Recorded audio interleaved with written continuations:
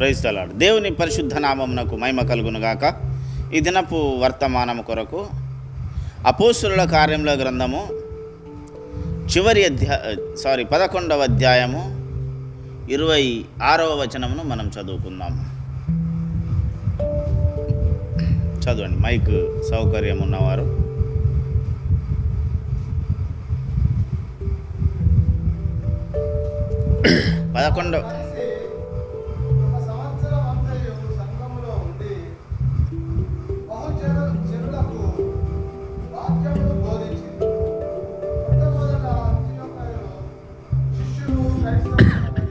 Praise the lord. దేవుడి మాటను మనందరి వినికిడిలో ఆశీర్వదించునుగాక. చిన్న మాట ప్రార్థన చేసుకుందాం. మహాపరిశుద్ధమైన మా ప్రియ పరలోకపు తండ్రి యేసురాజా, నీకు వందనాలు. చదవబడిన వాక్య భాగమును బట్టి నీకు వందనాలు. విరిచి మాకు వడ్డించండి. నాతో మా అందరితో మాట్లాడి నీ కృపలో భద్రపరిచి కాపాడాలి. ప్రభువా, వినగలిగిన చెవులను, గ్రహించగలిగిన మనస్సును నాకు మాకందరికి ఇచ్చి కాపాడమని. ప్రభువా, నాతో మా అందరితో మాట్లాడమని నీ పరిశుద్ధాత్మ అభిషేక తైలము మా మీద కుమ్మరించి వినగలిగిన చెవులను, గ్రహించగలిగిన మనస్సును నాకు మాకందరికీ దయచేయమని యేసునామమున ప్రార్థించి అడిగి వేడుకుంటున్నాము తండ్రి, ఆమేన్. Praise the lord. దేవుని పరిశుద్ధ నామమునకు మహిమ కలుగునుగాక, ఆమేన్. ప్రభునందు నాకు అత్యంత ప్రియులారా, చదవబడినటువంటి వాక్య భాగంలో ఉన్నటువంటి ఒక ప్రత్యేకమైనటువంటి అంశం గురించి ఈరోజు మనం మాట్లాడుకుందాం, తెలుసుకుందాం. దేవుడు మనకు ఏమి బయలుపరుస్తాడు, దాని ప్రకారం మనం ఇక ముందు ఈ ఆత్మీయ యాత్రలో జీవిద్దాం. దేవుడు మనకందరికీ సహాయం చేయనుగాక, ఆమేన్. వారు కలిసి 1 సంవత్సర కాలము సంఘములో ఉండి బహుజనులకు వాక్యము బోధించిరి. మొట్టమొదటిగా అంతియొక్కయలో శిష్యులు క్రైస్తవులు అనబడిరి. ప్రియులారా, ఇక్కడ 2 అంశాలు మనకు ఖచ్చితంగా మనం నేర్చుకోవలసిన వారమై ఉన్నాము. ఒకటి, వారు బహుజనులకు వాక్యము బోధించిరి. చివరిది 2వ మాట, క్రైస్తవులు అనబడిరి. మొట్టమొదటిగా 2వ మాటను మనం చూసుకుందాం. క్రైస్తవులు అనబడిరి. క్రైస్తవులు అనబడ్డ వారెవరు అంటే, ఆ మీదికి కొంచెం తొంగి చూస్తే ఎవరటంటే సంఘంలో ఉండి వాక్యము నేర్పినవారా, నేర్చుకున్నవారా? అక్కడ బహుజనులకు సంఘము బోధించిరి. ఎవరైతే సంఘము యొక్క బోధ విన్నారో వాళ్ళను క్రైస్తవులు అన్నారు. సంఘములో ఎవరైతే ఉన్నారో వారిని క్రైస్తవులు అన్నారు. ఈరోజు సమాజంలో కూడా అదే కదా అంటుంది. ఒక ప్రత్యేకపరచబడ్డ చర్చి అనే ఒక కట్టడంలో ఉండి యేసు ప్రభును మొక్కుచున్న వారిని క్రైస్తవులు అన్నారు. అసలు క్రిస్టియానిటీ అంటే ఏంటిది? క్రైస్తవ్యం అంటే ఏంటి? నిజంగా యేసు ప్రభు మా దేవుడు అని చెప్పబడుతున్న ప్రతి ఒక్కడు క్రైస్తవుడని వాక్యానుసారంగా అనొచ్చా? వాక్యానుసారంగానే మాట్లాడదాం. సంఘంలో ఉండి వాక్యం విత్తినవాడు మరియు వాక్యం నేర్చుకున్న వాడిని, అంటే ఒక సమూహంగా ఒక దగ్గర కలిసికట్టుగా ఉన్నవాడిని క్రైస్తవుడు అన్నారు. ఈరోజు ఆ రోజుకున్న క్రైస్తవ్యానికి ఈ రోజుకున్న క్రైస్తవ్యానికి చాలా వ్యత్యాసం ఉంది. యేసు ప్రభు తన శిష్యుడిగా ఉండడానికి, క్రైస్తవుడిగా ఉండడానికి ఏం కలిగి ఉండాలని చెప్పాడు శిష్యులకు. చాలా మట్టుకు క్రిస్టియానిటీకి ఉన్నటువంటి మీనింగ్ మారిపోయింది. యేసయ్య ఒక మాట చెప్పాడని చెప్తారు, ఆ మాట మనం పాటించం. మొట్టమొదటి బైబిల్ గ్రంథం అంతా దేని మీద బేస్ అయిందని చెప్పాడు? దేవుడు ప్రేమ అయి ఉన్నాడు. ఆ ప్రేమ మీదనే బైబిల్ అంతా బేస్ అయింది. సెకండ్, 1. నిన్ను వలె నీ పొరుగు వారిని ప్రేమించు. ఇత్యాది వాక్యాలు అనేకమున్నవి. యేసు తన శిష్యులు కలిగి ఉండవలసిన గుణలక్షణాలను మనం నేర్చుకోవడానికి, కలిగి ఉండడానికి, నిజంగానే యేసు కోరుకున్నటువంటి గుణలక్షణాలతో ఈరోజు సంఘం ఉందా? అసలు ఈరోజు క్రైస్తవుడు దేవుని ప్రేమికుడా, లోక ప్రేమికుడా, సంఘ ప్రేమికుడా? ఇది రాసుకోవాలనుకుంటే రాసుకోండి. మొట్టమొదటిది, క్రైస్తవుడు ఈ లోక ప్రేమికుడా, సంఘ ప్రేమికుడా, దేవుని ప్రేమికుడా, లేదా లోక సేవకుడా, సంఘ సేవకుడా, దేవుని సేవకుడా? అనేక విషయాలు ఉన్నవి. ఈ అనేక విషయాల్లో ఏ విషయాన్ని నువ్వు ఆధిపత్యంగా నేను క్రైస్తవుడను అని చెప్పడానికి కలిగి ఉన్నావు? ఇది చాలా ఇంపార్టెంట్. ఎందుకంటే ప్రస్తుత కాలంలో క్రైస్తవ సంఘం మీద జరుగుతున్నటువంటి దుష్ప్రచారాలు అనేకము. వాటికి అన్నిటికీ కారణం మళ్ళెవరు? క్రైస్తవుడే కారణం. బయట అన్యులు చేసేటటువంటి ప్రతి దుష్ప్రచారానికి క్రైస్తవుడే కారణం. సరే, సంఘము యొక్క మహిమ, సంఘంలో ఉన్నటువంటి ప్రత్యక్షత, సంఘంలో ఉన్న ఆశీర్వాదము ఒక అన్యుడికి అర్థం కాదు కనుక దూషించడంలో న్యాయం ఉన్నది కాదా? దూషించడంలో న్యాయం ఏంటండి? వక్రబోధ మొదలు పెట్టారనొచ్చు. దూషించడంలో న్యాయం అన్నాను, వాళ్ళ బోధలో న్యాయం అనలేదు. ఎందుకంటున్నాను దూషించడంలో న్యాయం అని అంటే, మనము చేస్తున్నటువంటి కొన్ని పనులను వాళ్ళు ఎత్తి చూపుతున్నారు. అసలు క్రైస్తవ్యం అనేది మతమా? Christianity is a religion or not? చెప్పాలా? Christianity is a religion or not?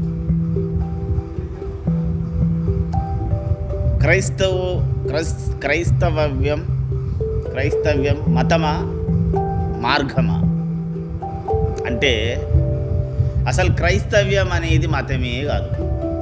ఎందుకు అంటే యేసు ప్రభు క్రైస్తవ్యాన్ని మతం అని ఎక్కడ చెప్పలే. ఏం చెప్పాడు ఆయన?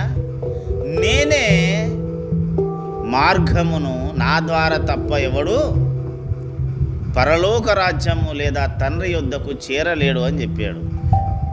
అలాగ చెప్పాడా? లేక క్రైస్తవ్యం అనే మతం ద్వారానే ప్రతి ఒక్కడు పరలోక రాజ్యం పోతాడని చెప్పాడా? ఈరోజు యేసు ప్రభు మార్గములో ఉన్నవారు ఉన్నారా? క్రైస్తవ మతంలో ఉన్నవారు ఉన్నారా? అంటే యేసయ్య మార్గంలో ఉన్నవారు లేరు. అందుకే నేను 3 మాటలు చెప్పాను, మర్చిపోదు. ఏంటి ఆ 3 మాటలు? నువ్వు ఎవరితో ఉన్నావు? మనం ఎక్కడ ఏం మాట చెప్పుకున్నాం? లోకము,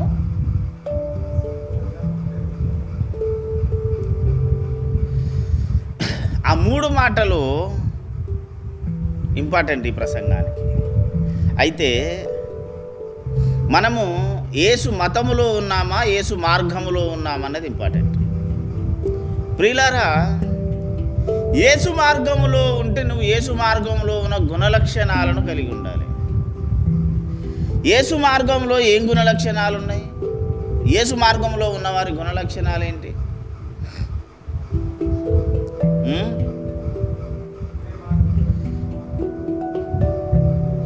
యేసు మార్గములో ఎదుటి వారి దుఃఖానికి కారణము కాకూడదు, ఎవరి జీవితంలో కూడా దుఃఖమును క్రియేట్ చేయకూడదు అనేది ఒకటి రాసి ఉంది. దాని యేసయ్య ఏం చేశాడు?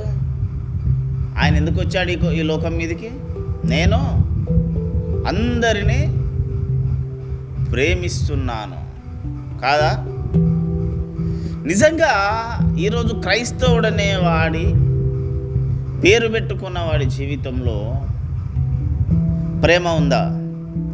ఫర్ ఎగ్జాంపుల్ చెప్తాను, టకటక చెప్తాను, మళ్ళీ దీని మధ్యలో ఆపడం కష్టం కనుక. యేసు మార్గంలో ఉన్నవాడు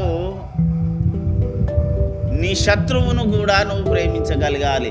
ఆ మనస్సు శిష్యులకు ఉంది కనుకనే సంఘాన్ని హింసిస్తూ దూషిస్తున్నటువంటి సౌలును అకులా ప్రిస్కిల్లలు ప్రేమించారు. అకులా ప్రిస్కిల్లలు సౌలుకు ఆతిథ్యం ఇచ్చారు.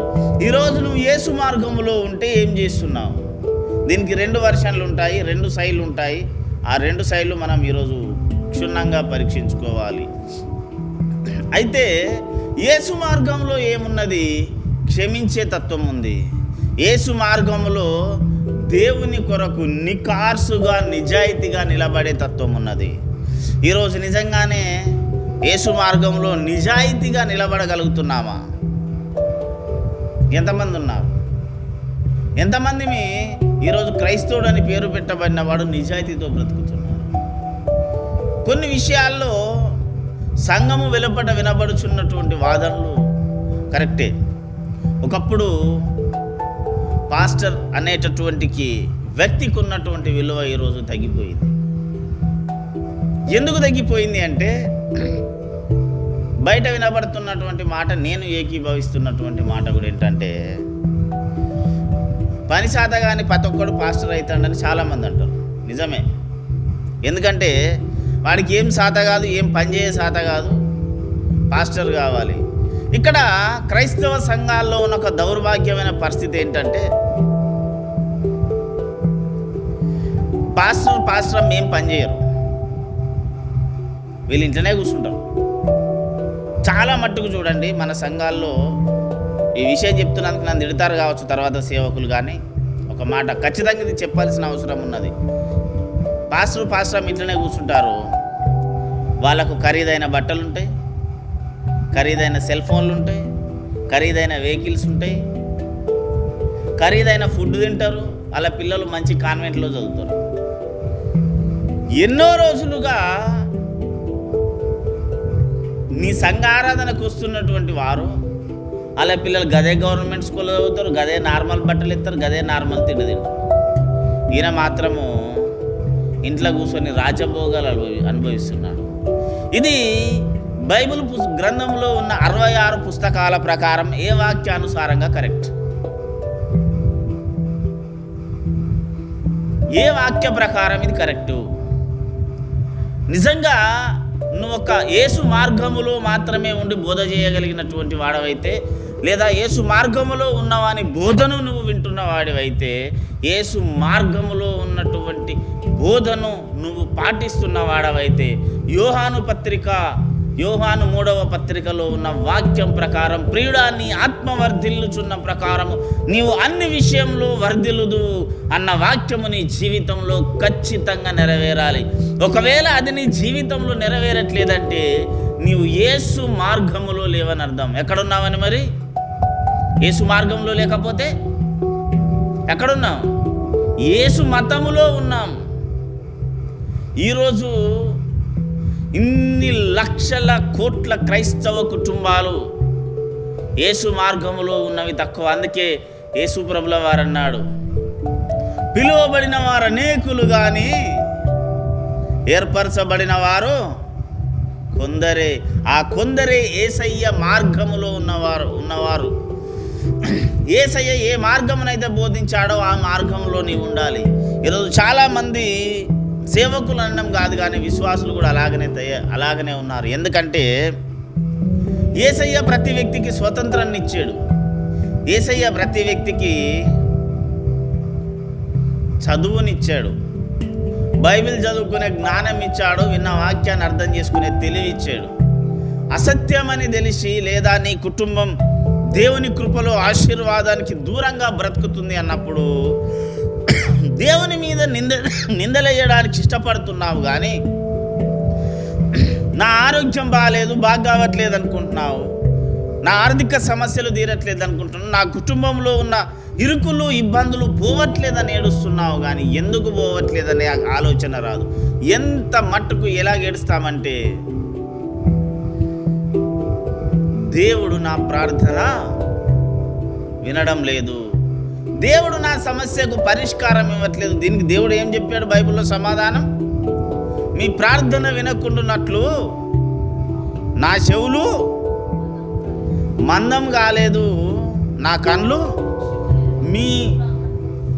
మీ చేతులు మిమ్మల్ని ఆదుకోవడానికి నా చేతులేమో పొట్టికి కాలేదు, నా కళ్ళేమో మూసుకుపోలేదని చాలా వేదనకరమైనటువంటి మాటలు మాట్లాడాడు. ఇవన్నీ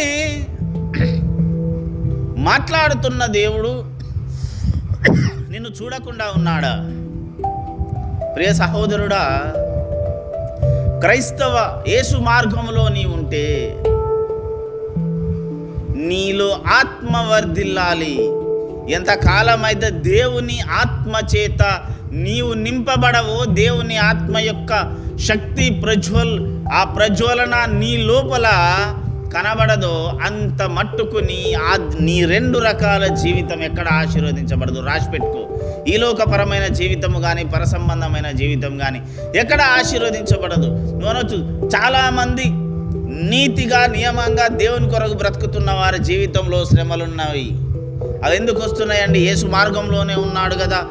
ఆత్మ వర్ధిల్లుచున్న ప్రకారం అన్ని విషయాల్లో వర్ధిల్లాలి కదా. అవును, వర్ధిల్లాడు గనుకనే దేవుని కొరకు శ్రమ పడడానికి నిలబడ్డాడు. దేవుని మార్గంలో సరిగా ఉన్నాడు గనుకనే దేవుడు శ్రమలకు అప్పగించాడు. ఒక మాట గమనించండి, యోబును శ్రమలకు అప్పగించాడు, కానీ అయిన కంటే హీనమైన స్థితిలో ఉన్న యెహోషువను ఏమన్నాడు? జకర్యా ప్రవచన గ్రంథంలో ఏమన్నాడు? మంచిగా ఉన్నాడు, కాళ్ళు కనిపిస్తలేవు, అరసుడు మురికి గుడ్డల్లాయి, అగ్నిలో నుంచి తీయబడ్డ కొరివిలాగున్నాడు అన్నాడు. యోబు అందమైన కుటుంబంతో సకల అన్ని రకాల ఆశీర్వాదాలతో కూర్చొని చక్కగా దేవుని స్తుతిస్తూ బతుకుతున్నామని తీసుకుపోయి ఏం చేశాడు? మూలకున్న వాటికి వచ్చి సాతానుకు తగిలిచ్చాడు. ఎక్కడికి వచ్చాడు యోబు? పెంట కుప్ప మీద కూర్చొని చిల్లు పెంకుతో గిచ్చుకుంటున్నాడు కురుపులని. ఎందుకట? అప్పుడు కూడా ఏమన్నాడు? యెహోవా ఇచ్చాను, యెహోవా తీసుకొని పోయాను. అదే ఆత్మీయ ఎదుగుదల, అదే యేసు మార్గములో ఉన్నటువంటి దీవెన. అన్నీ ఇచ్చినవాడు అన్నీ తీసుకుపోయాడనే సాక్ష్యాన్ని నువ్వు ఇయ్యగలిగిన రోజు, అర్ధరాత్రి నీకు ఏ సమస్య వచ్చినా యేసయ్య నీ వెంట నిలబడి ఉంటాడు. Praise the lord, praise the lord, praise the lord, praise the lord. ప్రియులారా, యేసు అదే నమ్మకం. నీ ఆత్మ వర్ధిల్లుచున్నదన్న ప్రకారం 24 గంటలు నేను ఎప్పుడు యేసయ్యా అని ఎలుగెత్తి పిలవగానే నేనున్నాను కుమారుడా అని సమాధానం ఇవ్వగలిగిన జీవితమే యేసు మార్గములో ఒక సుభిక్షమైన మార్గము. యేసయ్య పరలోక రాజ్యమునకు చేసినటువంటి మార్గము, దాన్ని ఈరోజు అనేక మంది స్వార్థానికి యేసు మతముగా మార్చబడింది. యేసు మతములో ఉన్న వాని లక్షణాలు యేసు మార్గములో యేసు ఎన్నుకున్నటువంటి శిష్యుడిగా ఉన్న వాని లక్షణానికి విరుద్ధంగా ఉంటాయి. మొట్టమొదటి లక్షణం, యేసయ్యకు శిష్యుడిగా ఉండాలనుకున్న వాడిలో ఉండకూడని మొట్టమొదటి లక్షణం ఏంటో తెలుసా? సోమరితనం. ఏంటి? సోమరితనం. ఏ పాస్టర్ కూడా, ఏ సేవకుడు కూడా, ఏ విశ్వాసి కూడా దేవుని కొరకు పని చేయడానికి లేదా నీకు ఇవ్వబడినటువంటి నీ చేతికి వచ్చిన ఏ పనినైనా ఎలా చేయాలన్నాడు? శక్తి వంచన లేకుండా చేయమన్నాడు దేవుడు. నీ చేతికి వచ్చిన పని, నీకు దేవుడిచ్చిన ఏ పనైనా శక్తి వంచన లేకుండా చేయమన్నాడు. అలా చెయ్యలేని నాడు నువ్వెక్కడున్నావు? దేవుని మార్గములో కాదు, దేవుడి మతము ముసుగేసుకొని బ్రతుకుతున్నావు. చాతగాక దేవుని కుమారుడను, దేవుని సేవకుడనని చెప్పుకుంటూ దేవుని కొరకు నిలబడలేని సోమరితత్వము. సోమరి ఎవరి దగ్గర నేర్చుకోవాలి? కాలి కింద పడి నలిగిపోయే చీమల దగ్గరికి పోయి బుద్ధి తెచ్చుకోమన్నాడు. ఎక్కడికి పోయి బుద్ధి తెచ్చుకోవాలి? చీమల దగ్గరికి పోయి బుద్ధి తెచ్చుకోవాలి. దానికంటే బుద్ధిహీనత ఇంకేముండదు కాదా? పాస్టర్ కాగానే సంకల బైబిల్ పెట్టుకొని అమ్మ అని పోయి కూర్చొని నా సకలము సంఘము పోషించాలి. ఎందుకు పోషించాలి? కాళ్ళు చేతులు దేవుడిచ్చాడుగా. అక్రమ ధన సంపాదనకై విశ్వాసుల పీడించి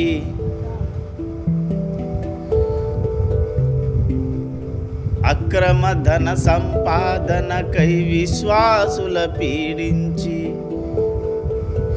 అహర్నిశలు దోచుకొనే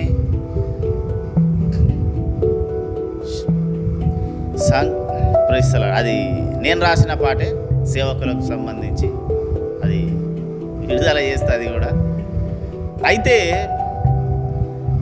సంఘమే విశ్వాసిని పోషించాలనేటటువంటి ఒక మాట సంఘంలోనికి వచ్చుకొచ్చింది. అది ఎలాగొచ్చిందో తెలియదు కానీ వచ్చి కూర్చుంది. సంఘం ఎప్పుడు పోషించిందండి పౌలును? తీరిక లేదు సంఘానికి. పౌలుకు పరిచర్య చేయడానికి తీరిక లేని సమయంలో పోషించింది కాదా? కానీ ఈరోజు అనేక మంది ఏం చేస్తున్నారు? ఖాళీగా కూర్చొని దేవుని మీద ఏడుస్తున్నారు. ఖాళీ కూర్చొని విశ్వాసులను దోచుకుంటున్నారు. కష్టపడి నీ పని చేసుకో. క్రైస్తవుడికి ఉండవలసిన లక్షణాలు అనేకములు ఉన్నవి. మొట్టమొదటిది ఉండకూడని లక్షణం సోమరివి కాకూడదును. ఏ పని చేయడానికైనా సంసిద్ధత కలిగి ఉండాలి. ఆ సంసిద్ధత నీలో కలిగి ఉన్నప్పుడు మాత్రమే నువ్వు దేవుని కుమారుడవు. లేకుంటే దేవుని లక్షణాలు నీలో లేనట్లే. ఏ పని లేకుండా ఖాళీగా కూర్చోబెట్టేది ఏంటో తెలుసా? సాతాను. దేవుడు నీకు ఒక మాట ఇచ్చాడు, నీకు ఒక పని ఇచ్చాడు, నీకు ఒక భారం పెట్టాడు. దాని కొరకు నువ్వు పోవట్లేదంటే నువ్వు ఎక్కడున్నట్టు? యేసు మతమని సాతాను కప్పిన ఒక ముసుగు కింద కూర్చున్న బానిసవు నువ్వు. ఎండవానాలనియు జడసి ఎంతకాలము మూలకుందు కండలను ప్రేమింతువేమన్నా ఈ మంటి కండలు ఎంత పెంచినా మంటికేరన్నా క్రైస్తవుండా కదలి రావయ్యా కలుషాత్ములకు ఈ సిలువ శక్తిని చాటవేమయ్యా. Praise the lord. ఏంటట? ఎండవానాలనై జడసి ఎంతకాలం కూర్చుంటావు అంటున్నాడు. ప్రియ సహోదరుడా, సహోదరి, ఇప్పుడు జరగలసినటువంటి ప్రక్షాళన సిద్ధాంత రాద్ధాంతాలు కాదు. ఎక్కడో ఉన్న 100 సార్ల సువార్తలోనికి వెళ్ళి మళ్ళీ చెప్పడం కాదు. ఇప్పుడు దేవుని యొక్క హస్తము బయలుదేరింది. Praise the lord. ఒక 20 సంవత్సరాల నా సేవా జీవితం తర్వాత దేవుడు నాకు ఒక వాగ్దానం ఇచ్చాడు. ఒక మాట నాకు ఇచ్చి చెప్పాడు. ఏంటంటే, భక్తి ముసుగులో ఉన్న ప్రతి ఒక్కడికి యేసు ప్రభు యొక్క సత్యం అర్థం కావాలి. సత్యమరంగానే సిద్ధాంత రాద్ధాంతాలు నువ్వెంత వాక్య మర్మాలు తెలుసుకున్నావు అని. వాక్య మర్మాలు తెలుసుకోవడం గొప్ప కాదు. తెలుసుకోవాలి, ఉండాలి, వాక్యం కూడా కావాలి. కానీ బేసిక్గా నువ్వు దేవుడితో కలిసి బ్రతుకుతున్నావు అన్న కాన్సెన్స్ కూడా కావాలి. ఈరోజు భ్రమపరచు ఆత్మ నువ్వు దేవుడితో ఉన్నావని నిన్ను నమ్మిస్తూనే ఒక మతం అనే ముసుగేసి నిన్ను కప్పేసింది. ఈరోజు సత్యము కొరకు సమస్తలను వదలని వారు, సత్యం కొరకు నీ సిద్ధాంతాలను వదలని వారు, సత్యం కొరకు వారు నమ్మిన నమ్మకాన్ని విడిచిపెట్టని వారు, సత్యంగా దేవుడు ఏమై ఉన్నాడు, ఆయన సత్యము. యోహాను సువార్త 1వ అధ్యాయం 12వ వచనం ప్రకారము అంగీకరించిన వారందరికీ ఏమవుతారు? కుమారులు. నువ్వు ఇంకా కుమారునిగానే ఉంటే మతంలో ఉంటావు. నువ్వేం కావాలి? వారసుడవు కావాలి. ప్రియులారా, క్రైస్తవ మార్గంలో సోమరితనం ఉండకూడదు. దేవుడు నీకు చెప్పిన ప్రతిదాన్ని నువ్వు నెరవేర్చగలిగిన స్థాయికి రావాలి. మరొకటి, దేవుని మీద సనుగుడు వచ్చేసింది. ఇది రెండవ పాపము. గుర్తుపెట్టుకోండి, దేవుడు నా ప్రార్థన వినట్లేదు, నా అనారోగ్యం తీసేయట్లేదు, నన్ను ఆశీర్వదించట్లేదు, నా కుటుంబం ఇట్లుంది, నా జీవితం అట్లుంది, నా ఉద్యోగంలో ఈ సమస్య, సంఘం, ఇవన్నీ నీ మతం అనే ముసుగు కింద నువ్వు బ్రతుకుతున్నావు కనుక వస్తున్నాయి. యేసనే మార్గంలోనికి రా. దేవుని నీ కన్నులెత్తి దేవుని చూడు. దేవుని వెలుగులో నీవు ప్రకాశించబడుతున్నావు. అర్థమైందా? ఈరోజు ఎంత మట్టుకు సిద్ధాంత రాద్ధాంతాలు కూడా ఇక్కడ ఇట్లున్నది, ఆ మత గ్రంథం అది చెప్పింది, ఈ మత గ్రంథం, ఇవన్నిటికంటే ముందు నువ్వు నీ కుటుంబం ఆశీర్వదించబడుతున్నావా లేదా తెలుసుకో. నీ ఒక సేవకుడవైతే నీ సంఘం ఏ స్థాయిలో ఉందో నేర్చుకో. నీ సంఘానికి నువ్వు చేస్తున్న బోధేంది. రేపు న్యాయపీఠం ఎదుట అగ్ని చేత పరీక్షించబడ్డ రోజు కనీసం నీవైనా మిగులుతావా? అది గుర్తుపెట్టుకో.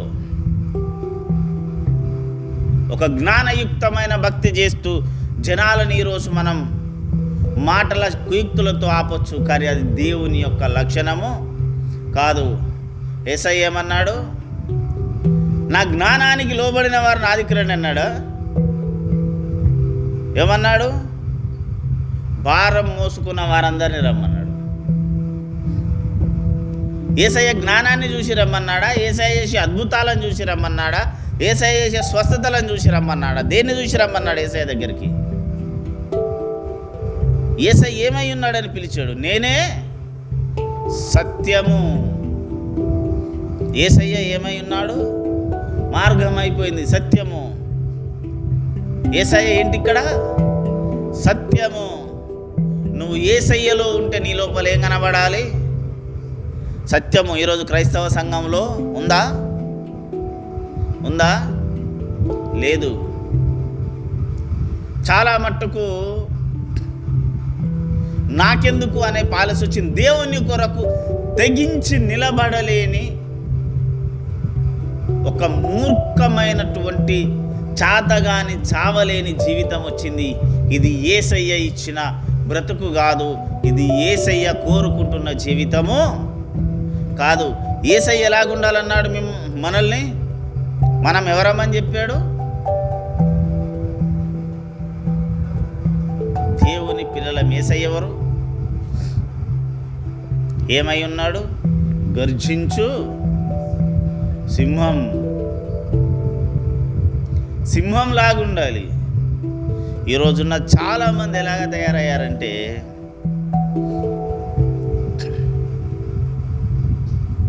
ఏమన్నా అయితే నాకెందుకులే, నేను నా కుటుంబం నా సంఘం సేఫ్గా ఉన్నాం. ఏదైనా మాట్లాడి ఏదైనా నిలబడితే రేపు నా మీద దాడి జరుగుతుందేమో భయపడే దగ్గర ఉన్నారు. శత్రువుకు భయపడేవాడు ఒక సైనికుని కుమారుడు, ఒక రాజు కుమారుడు అవుతాడా? కాడు.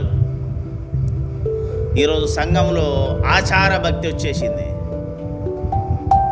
దరిద్రం ఆచార భక్తి. ఏంటి ఆచారం తెలుసా? పుల్పిట్ మీద ప్రసంగం చేసేటటువంటి వాడు కలర్ సొక్కాలు వేయకూడదు తెలుసా? టీషర్ట్లు వేయకూడదు. మరీ దారుణమైనది ఏంటంటే ఆదివారం రోజు నల్ల బట్టలు వేసుకొని చర్చికి పోకూడదు. తెలుసా మీకు? ఒక సేవకుడికి, చాలా పెద్ద సేవకుడు, మన లోకల్ వ్యక్తి నన్ను అడిగాడు, ఎటు పోతున్నావు తమ్మి, ఇలా ఆరాధన లేదా?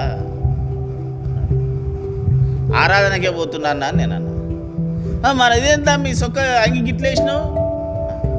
నేను చిరిగిందేమో అనుకొని చూసుకున్నా. ఏమైందన్నా అంటే, అది కాదు తమ్మి మంచిగానే ఉంది, ఇంక నల్లంగి వేసుకునేదా?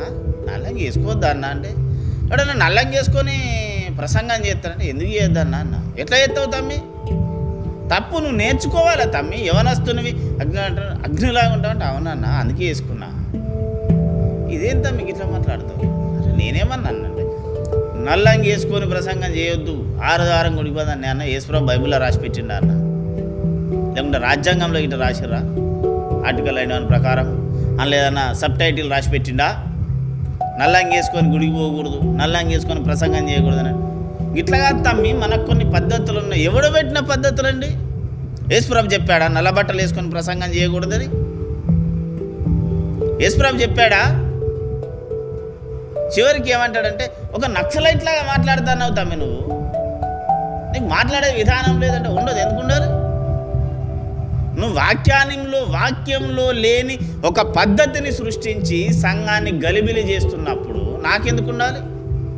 కాదా? నల్లంగేసుకొని ప్రసంగం చేయొద్దు, నల్లంగేసుకొని గుడికి పోద్దు అనేది ఒక దరిద్రమైనటువంటి బోధ. సంఘంలో ఆచారాలు ఉన్నాయి. ఆచార భక్తులు నువ్వు చేసినంత కాలం నువ్వు యేసు మార్గంలో ఉన్నట్టు కాదు, యేసు మతంలో ఉన్నవాడే. యేసు మతంలో ఉన్నవాడు ఎవ్వడు కూడా రేపు పరలోక రాజ్యము పోడు. యేసు మార్గంలో ఇంకేమున్నవి కొన్ని టక్కడగా చెప్పండి, ముగించుకుందాం. ఆచారం ఉన్నది, తెల్ల బట్టలు వేసుకోవాలి, నగలు పెట్టుకోకూడదు, బొట్టు పెట్టుకోకూడదు అని బైబిల్ గ్రంథం చెప్పిందా? ఉందా? బొట్టు పెట్టుకోకూడదని దానికి రీజన్ ఉంది. అర్థమైనోడు ఆడే తీసేద్దాం కాదా? నేను నా సంఘాలతో, నాకు ఉన్న ఒక సంఘంలో వాళ్ళతో ఊకే మొత్తుకుంటుంది, పెట్టుకోవద్దమ్మా నాకు తెలియనప్పుడు. తర్వాత అర్థమైంది, పెట్టుకుంటూ వచ్చే లాభం లేదు, పెట్టుకోకపోతే పోయే నష్టము రానా నాలే తీసేసారు. ఇప్పుడు సత్యం అర్థం కానంతకాలం నువ్వేం చెప్పినా జరగదు అక్కడ. అర్థమైందా? నువ్వు ఒక సేవకుడు అయితే ఏం చేయాలి? సత్యాన్ని బోధించు. ఇంకేం చేయాలి? అన్యుల ఇంటికి పోకూడదు, అన్యులతో భోజనం చేయకూడదు, అన్నితో సహవాసం చేయకూడదు. ఏం మారోగం? నువ్వు లోకంలో ఎవడు ఉన్నాడు? ఈ లోకంలో ఉన్నదంతా ఎవరు? అన్యుడే. అన్యుడింటికి పోవద్దు, అన్యుడింటికి ఆడ భోజనం చేయొద్దు. వాడు చచ్చిపోయిన ఇంటికి అన్యుడు చచ్చిపోతే ఆడింటికి పోయి భోజనం చేయొద్దు దినాల కాడ. ఆడింటికాడ ఏదన్నా జాతర చేసుకుంటే ఆడింటికి పోవద్దు. ఆడ విగ్రహారాధన పూజ చేస్తాను, నువ్వు ఎట్లా పోతావు? మనం క్రిస్మస్ చేసుకుంటే ఆడెందుకు రాలి? ఆడికేం పని పాట ఏం లేదా? అవునా కాదా? ఆడ విగ్రహారాధన ఏదో జాతరకు పోయొచ్చు, నలుగురికి తిని పెట్టుకుంటుండు, సోపతి వానో చుట్టాని వానో నిన్ను కూడా పిలిచిండు. మేము గాడికి ఎట్లా వస్తామే, మేము క్రిస్తాన పొలం. కానీ నువ్వు మాత్రం క్రిస్మస్ చేసుకుంటే ఆయన విలువచ్చు, ఆయనకు ఒక కేక్ పెట్టచ్చు, నువ్వు వండుకున్న బిర్యానీ పెట్టచ్చు. ఆడెందుకు తినాలి? అవునా కాదా? ఆదివారం ఆ క్రిస్మస్ ఆరాధనలో కోసం ఆడ కూడా 100 రూపాయలు కానుకేయాలి. నువ్వు ఎప్పుడైనా పోయినావా ఆడ పండగ చేసుకుంటా? ఇదంతా ఎందుకు వచ్చిందో తెలుసా? సత్యము చెప్పడము నీకు చేత కాదు గనుక, సత్యం చెప్తే వీళ్ళు మళ్ళీ ఎక్కడ రివర్స్ వెళ్ళిపోతారని నీకు భయం ఉంది కనుక చేతగాని బోధ చేస్తున్నావు కనుక ఇట్లా తయారు చేసినావు సంఘాన్ని. సత్యం మిమ్మల్ని స్వతంత్రులుగా చేయను. నువ్వు సత్యాన్ని చెప్పు, ఇది ఉన్నది, దాని ప్రకారం రా. ఎవడు ఎక్కడికి పోతాడు? ఏం జరగదు. ఏం జరుగుతుందో తెలుసా? భక్తి చేయడం నీకు చేత కావట్లేదు. నువ్వు క్రైస్తవుడవైతే యేసు ప్రభువు నేనే మార్గమును అని ఏ మార్గం అయితే చూపించాడో ఆ మార్గంలో సరిగ్గా నడవడానికి నీకు చేత కావట్లేదు. ఆ బోధ నువ్వు చెయ్యట్లేదు, ఆ బోధ నేర్పే కాడ నువ్వు ఉండట్లేదు. దీనికి 2 కారణాలు. ఒకటి, సేవకుడైన వాడు ఖచ్చితంగా ఇలాగనే ఉండాలి అని చెప్తే రేపాడు ఉంటుంటాడు, లేకుంటే వెళ్ళిపోతాడు. వెళ్ళిపోతే నాకు వచ్చేటటువంటి నష్టాన్ని బేరీజ్ చేసుకుని వీడు అన్నీ చెప్పట్లేదు, గద్దించట్లేదు. నీ అవసరానికి విచ్చలవిడిగా సంఘాన్ని వాడుతున్నావు. ఇది మెయిన్ పాపము. విశ్వాసి చేస్తున్నటువంటి తప్పేంటో తెలుసా? హెచ్చరికను నీవు భరించడానికి సిద్ధంగా లేవు. దేవుని యొక్క పిలుపుకు లోబడి రావడానికి నువ్వు సిద్ధంగా లేవు. దేవుడు చెప్పే మాటకు నీవు అంగీకరించి నీలో ఉన్న దానిని వదిలేసుకొని దేవుని కొరకు నిలబడడానికి నువ్వు సిద్ధంగా లేవు. ఎప్పుడైతే ఒక మాట, ఈ ప్రసంగం అంతటిలో ముగింపులో ఒక మాట చెప్తున్నాను, దేవునిలాగా నువ్వు ప్రేమించగలిగిన రోజు, యేసు వాక్యానుసారంగా నువ్వు పాటించగలిగిన రోజు, యేసు ప్రభువులో నిన్ను నీవు చూసుకోవాలనుకున్న రోజు, యేసులో నిన్ను నీవు సాక్షాత్కరించుకోవాలనుకున్న రోజు, యేసయ్య వెలుగులో నీవు కనబడిన రోజు, నీవు యేసు మార్గంలో ఉన్నట్టు. ఇంకా వీటిలో ఏదైనా అర్థం కాదుంటే నా కాంటాక్ట్ అండి, కంప్లీట్ వివరణ ఇస్తాను. అంతేగాని చాతగాని బ్రతకూడదు. అందుకే క్రైస్తవులనబడిన వారు యేసు మార్గములో ఉన్నవారు, యేసు మతములో ఉన్నవారు కాదు. ప్రియులారా, సువార్తలలో కొత్త నిబంధనలు ఉన్న విశ్వాసులను ఎవరైనా చూడండి, యేసు మార్గములో ఉన్నవారు కూడా ఉన్నారు తెలుసా. సువార్తల్లో ఉన్నారు, అపొస్తలుల కార్యముల్లో ఉన్నారు, కొరింథీ పత్రికలో ఉన్నారు, యేసు మతములో ఉన్నవారు.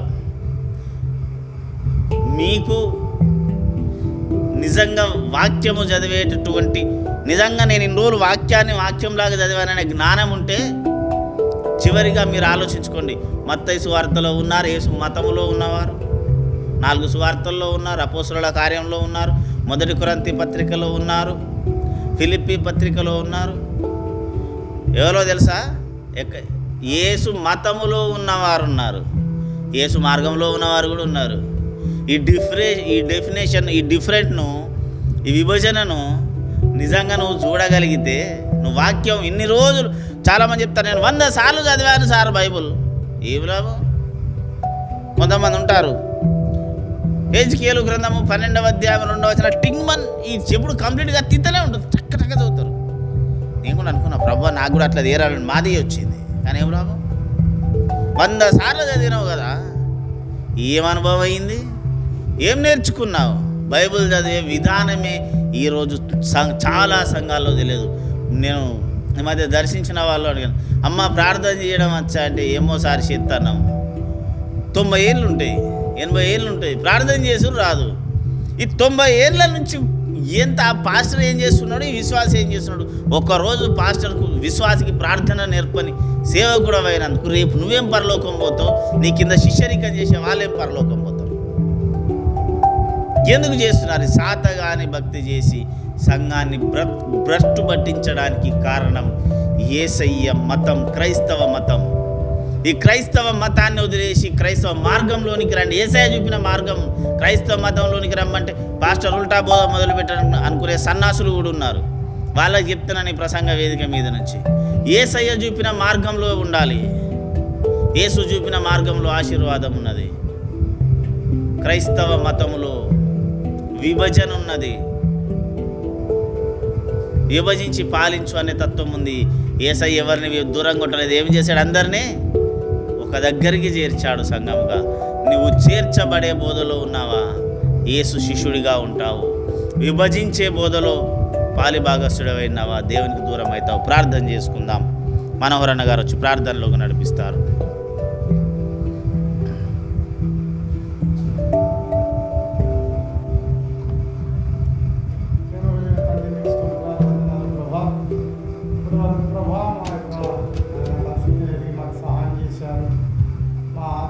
స్థితి ఏమిటో